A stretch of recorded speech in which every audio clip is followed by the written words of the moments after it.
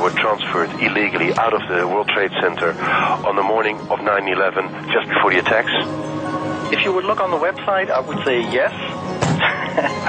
Because that was the information from a previous release. If you would ask me today, I would need to tell you that I could not give you any additional information about that. I'm really sorry.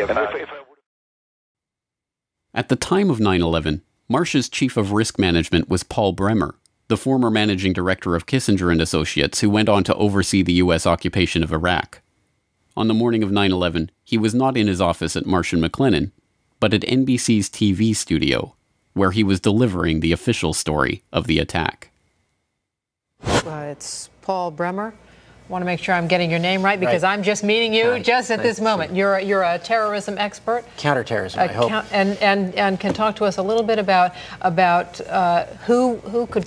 I mean, there are a limited number of groups who could be responsible for something of this magnitude. Yes, this is a very well planned, very well coordinated attack, which suggests it's very well organized centrally, and there are only 3 or 4 candidates in the world, really, who could have conducted this attack.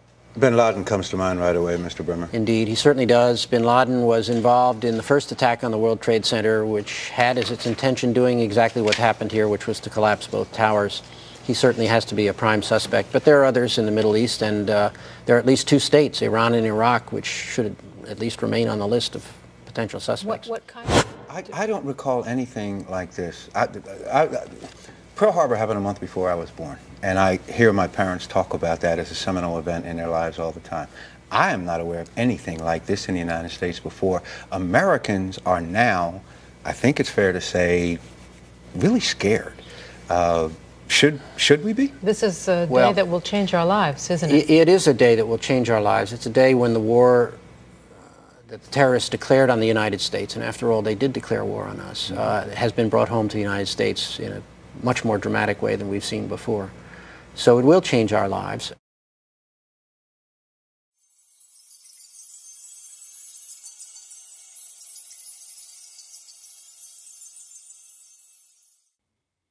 On September 12, 2001, before the dust had even settled on Ground Zero, the Securities and Exchange Commission opened an investigation into a chilling proposition: that an unknown group of traders with advanced knowledge of the 9/11 plot had made millions betting against the companies involved in the attacks.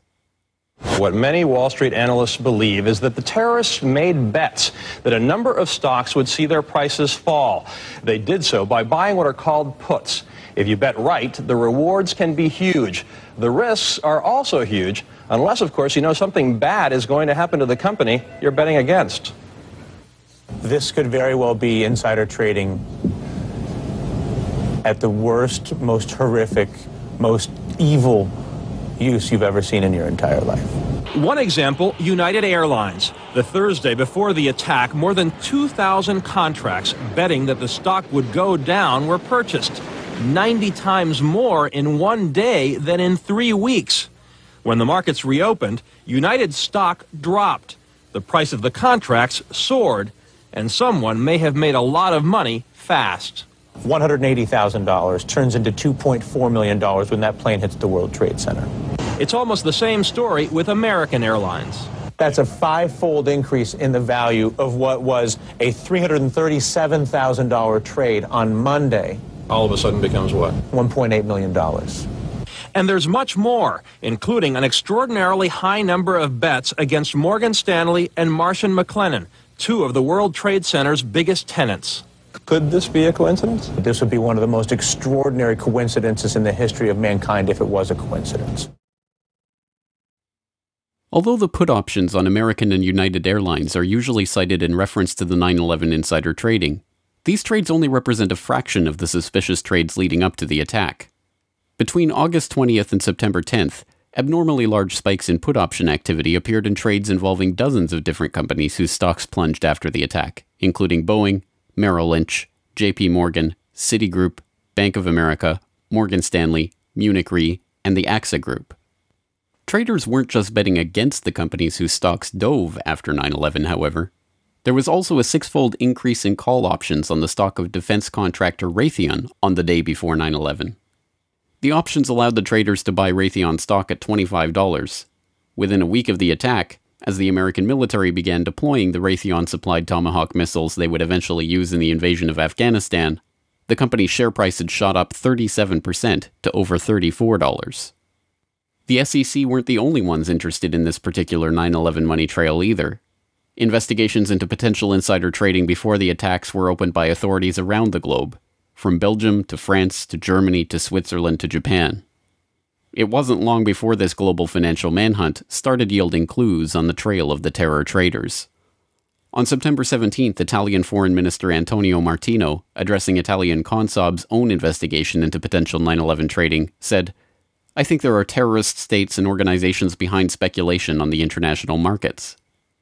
By September 24th, the Belgian finance minister was confident enough to publicly announce Belgium's strong suspicions that British markets may have been used for transactions. The president of Germany's central bank was the most adamant. "What we found makes us sure that people connected to the terrorists must have been trying to profit from this tragedy." These foreign leaders were not alone in their conviction that insider trading had taken place. University of Chicago finance professor George Constantinides, Columbia University law professor John Coffey, Duke University law professor James Cox, and other academics, as well as well-known options traders like John Najarian, all expressed their belief that investors had traded on advanced knowledge of the attacks. The scale of the SEC investigation was unprecedented, examining over 9.5 million securities transactions, including stocks and options in 103 different companies trading in 7 markets, 32 exchange-traded funds, and stock indices. The probe drew on the assistance of the legal and compliance staff of the 20 largest trading firms and the regulatory authorities in 10 foreign governments. The Commission coordinated its investigation with the FBI, the Department of Justice, and the Department of the Treasury. The results of this investigation? We have not developed any evidence suggesting that those who had advanced knowledge of the September 11th attacks traded on the basis of that information. Although this sounds like the investigation did not find evidence of insider trading, a second look reveals the trick. They are not saying that there was no insider trading, only that there is no evidence that those who had advanced knowledge of the September 11th attacks participated in such trading. But this begs the question, who had that advanced knowledge, and how did the SEC determine this? The 9/11 Commission report begs the question even more blatantly in their treatment of the anomalous put option activity on United Airlines stock on September 6th. 95% of the puts were placed by a single US-based institutional investor with no conceivable ties to Al-Qaeda. Again, it is taken as a foregone conclusion that a lack of ties to Al-Qaeda means there could not have been advanced knowledge of the attack, even if the evidence shows that insider trading took place. To be sure, insider trading almost certainly did take place in the weeks before 9/11. Although some have used the Commission report to conclude that the story was debunked, the intervening years have seen the release of not one, not two, but 3 separate scientific papers concluding with high probability that the anomalous trading was the result of advanced knowledge. In Unusual Option Market Activity in the Terrorist Attacks of September 11, 2001, University of Chicago professor Alan Podeshman concluded, "Examination of the option trading leading up to September 11th reveals that there was an unusually high level of put buying.